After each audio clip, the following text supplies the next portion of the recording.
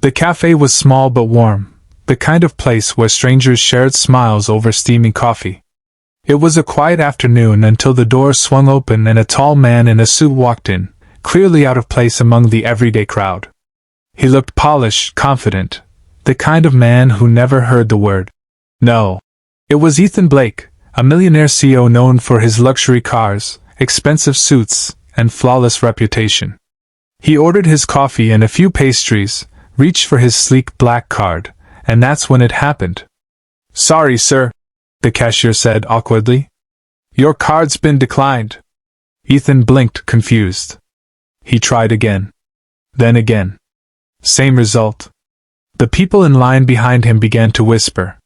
His cheeks flushed with embarrassment, something he hadn't felt in years. A little girl, no older than 8, stood beside her single father just a few feet away, holding a cup of hot chocolate. She tugged her dad's sleeve and whispered something. The man shook his head, but the girl stepped forward anyway. She walked up to Ethan, clutching a crumpled dollar and some coins. "You can use my money," she said softly, her voice trembling. "It's okay." The entire cafe went silent. And in that moment, the millionaire who had everything couldn't find a single word to say. Ethan froze. The room blurred around him, the clinking cups, the murmured whispers, all drowned under the sound of that tiny, trembling voice. The cashier looked unsure, while the little girl stood there with her small hand outstretched, offering a few coins that barely covered a fraction of his bill. He knelt down slowly, eyes meeting hers. "Sweetheart," he said gently, "you don't have to do that." She smiled shyly. "My daddy says we should help people when they're in trouble." Her father, a man in his late 30s, wearing a worn-out jacket and tired eyes, quickly stepped forward, apologetic. "I'm so sorry, sir. She has a big heart." Ethan swallowed the lump in his throat. "No," he said quietly. "She has something money can't buy." He paid in cash, a rare thing for him, and thanked them both before leaving, his coffee untouched. But as he stepped outside, the cold wind couldn't shake the warmth he felt inside. Later that evening, he couldn't stop thinking about her, that brave little girl with the kind heart, and the father who clearly raised her right. He looked up their names from the cafe's register. Mark Davis and Lily Davis. Something about that name tugged at his memory. The next morning, he made a few calls, and what he discovered about Mark's life left him speechless. The man who had offered to help him was someone he had unknowingly overlooked years ago.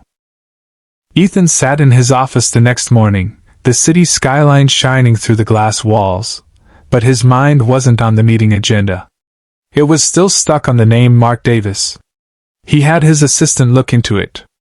Moments later, a file landed on his desk, and with every page, Ethan's heart sank. Mark wasn't just any man. He was a former employee at Ethan's company, one of the hundreds laid off during a restructuring years ago. He had once worked in maintenance, always early, always polite. But when his wife got sick, he had to quit to care for her. She passed away a year later, leaving him to raise Lily alone. Ethan stared at the photo in the file, Mark holding little Lily at a charity event his company once sponsored. He remembered now. Mark was the man who had quietly swept the floors while everyone else celebrated. Guilt hit him like a wave. While Ethan had been building empires, Mark had been fighting to survive, and yet, he was the one teaching his daughter about kindness. That afternoon, Ethan drove back to the cafe. He spotted Mark and Lily at their usual corner table, sharing a single muffin and laughing like it was a feast. He watched them for a long moment, something inside him shifting. Then, with quiet resolve, Ethan walked over, ready to do something he'd never done before. Ethan walked toward their table, his heart pounding in a way no business deal had ever made it. Mark looked up, startled, and quickly stood. "Mr. Blake. I didn't expect to see you here." Ethan smiled softly. "I should be the one saying that. Mind if I sit?" Mark nodded hesitantly. Little Lily beamed, recognizing him right away. "Hi again. Did your card work this time?" she asked innocently. Ethan chuckled, the tension melting away. It did, thanks to a very kind girl who saved me yesterday. He looked at Mark.